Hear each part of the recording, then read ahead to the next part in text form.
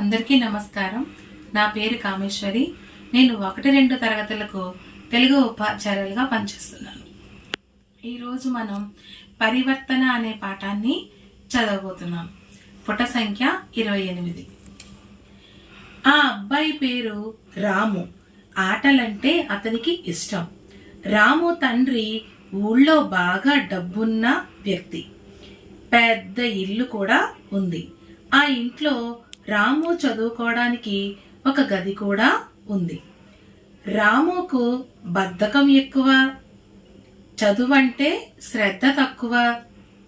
గదిలో పుస్తకాలు ఎక్కడికక్కడ చిందరవందరగా పాడేస్తాడు. ఆ రోజు ఆలస్యంగా నిద్రలేచాడు. ఇంతలో వంటగదిలోంచి వాళ్ళ అమ్మ గొంతు వినిపించింది. బాబూ, రాము, చుట్టుపక్కల పిల్లలందరూ బడికి వెళ్ళిపోతున్నారు. నువ్వు కూడా త్వరగా తయారయ్యి బడికి వెళ్ళు అంది. కాసేపటి తర్వాత పుస్తకాల సంచి భుజాన్ని తగిలించుకుని బయలుదేరాడు. కొంత దూరం నడిచేసరికి దారిలో ఉన్న మామిడి తోటలోకి వెళ్ళాలి అనిపించింది. వెంటనే దారి మళ్ళాడు రాము. మామిడి తోటకు చేరుకున్నాడు. పారుతున్న నీళ్ల గలగలలు, పక్షుల కిలకిలలు, వాటి రెక్కల టపటపలతో పచ్చని ప్రకృతి ఆహ్లాదంగా ఉంది.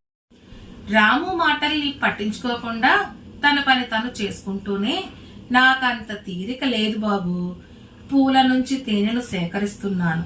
పూలు తొందరగా వాడిపోతాయి. నాకు చాలా చాలా పని ఉంది అని తుమ్మిద ఎగిరిపోతుంది. రాము దిగులు పడ్డాడు. ఇంతలో ఎదురుగా చీమ కనిపించింది. చీమ చీమ, మనం ఆడుకుందామా అని ఆత్రంగా అడిగాడు. ఒక అబ్బాయి పేరు రాము. తనకి ఆడుకోవడం అంటే చాలా ఇష్టం. చదువుకోవడం అంటే కొంచెం అతనికి అంత ఇష్టం కాదు. అయితే అతని ఇంట్లో అతనికి ప్రత్యేకంగా అంటే తన కోసం అంటూ ఒక గది కూడా ఉండేది. ఆ గదిలోని పుస్తకాలు ఎక్కడ పడితే అక్కడ పడేస్తూ ఉండేవాడు.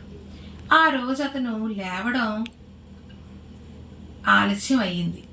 ఇంతలో వాళ్ళ అమ్మ అంటుంది, ఏంటంటే అందరూ వెళ్ళిపోతున్నారు రాము, నువ్వు స్కూల్కి వెళ్ళవా అని అడుగుతుంది. అతను అప్పుడు తన బ్యాగ్ని తీసుకుని నెమ్మదిగా బయలుదేరతాడు. అక్కడ ఏమవుతుందంటే ఎదురుగుండా ఒక మామిడి తోట కనిపిస్తుంది.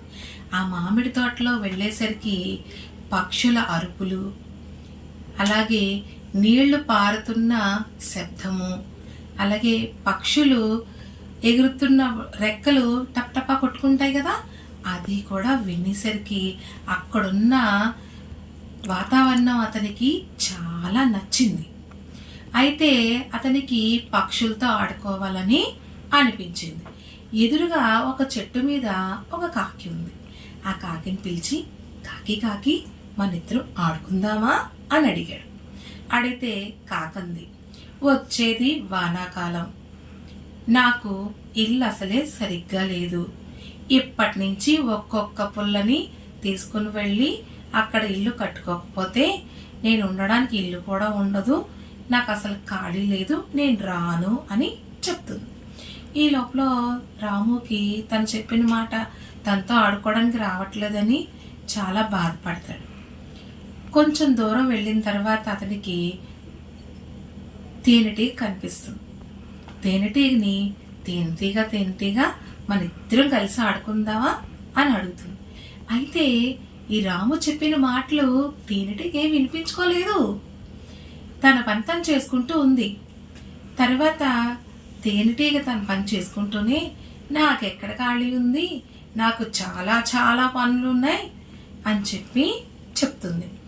అది కూడా రాకపోయేసరికి రాముకి చాలా బాధ అనిపించి అలా ఒంటరిగా కూర్చుంటాడు.